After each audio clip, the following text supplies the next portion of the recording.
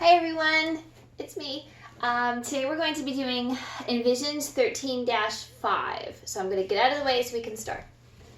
Alright, today's objective is I will be able to find equivalence in metric units of capacity and mass. So that's a lot of stuff up there. Let's break that objective down a little bit. So I will be able to find equivalence. Now we know that prefix means equal.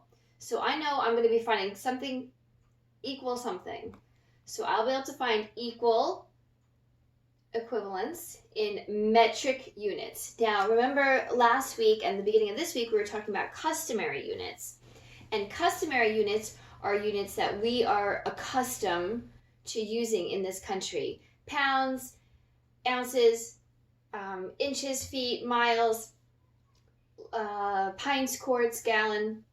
You go to the store, you want to order Chinese food, a baby is born, you want to go someplace, all of those units of measurement we use. But the metric system is the system that pretty much the rest of the world uses. There's a couple of countries that use what we use, but pretty much everyone else uses the metric system.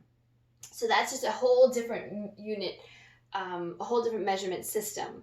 They don't use pounds and ounces, they use grams and kilograms.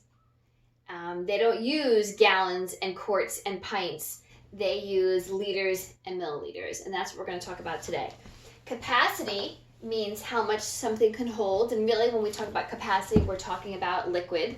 So how much a container can hold of liquid.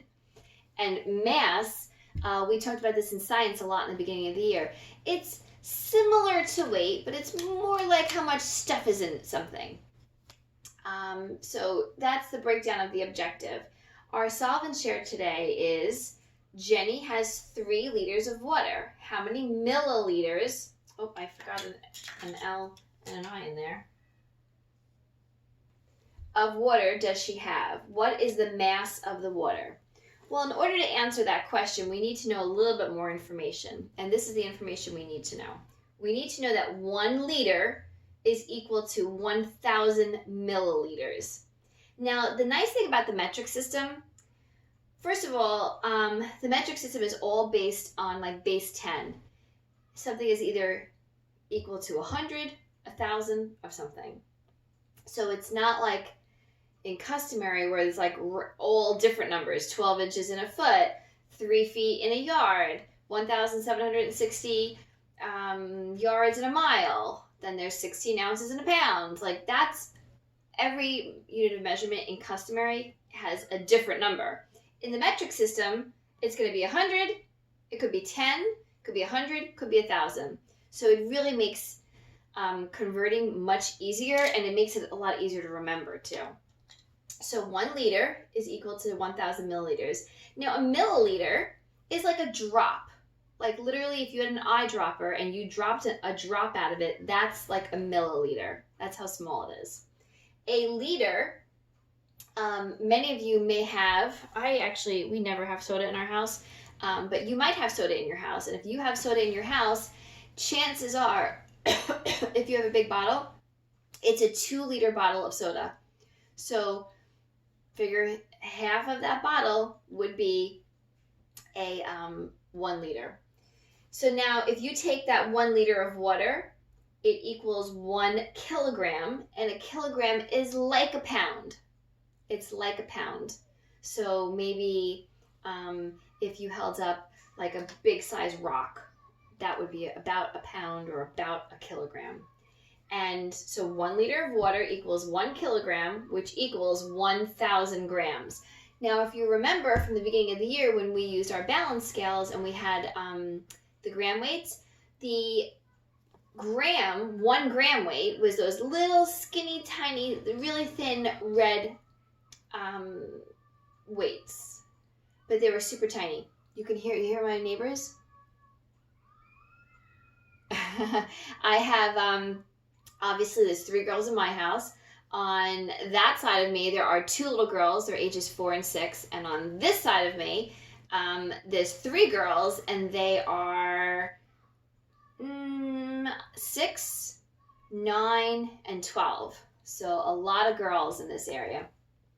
All right, so that's what it is. 1 liter of water equals 1 kilogram equals 1,000 grams.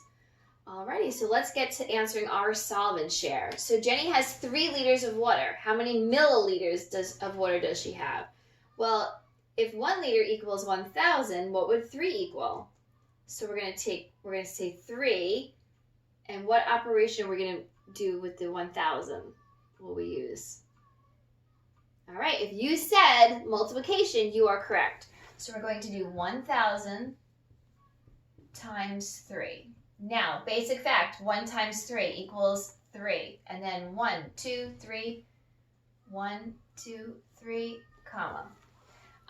Remember, I always cross out the zeros when we count them so you don't count wrong. It's easier when you cross it out. So our first answer is Jenny would have 3,000 milliliters.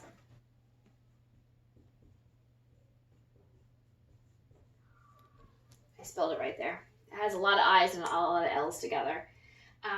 And what is the mass of the water? So let's see. So that's sort of like, how much does it weigh? That's sort of what it means. Like how much stuff is in there.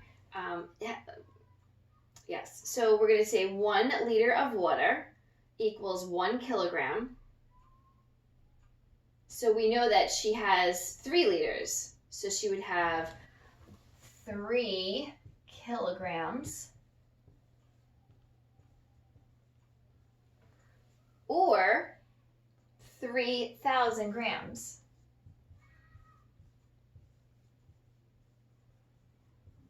Okay, so Jenny's water, she has 3 liters, which is also equal to 3,000 milliliters, which is also equal to 3 kilograms, which is also equal to 3,000 grams.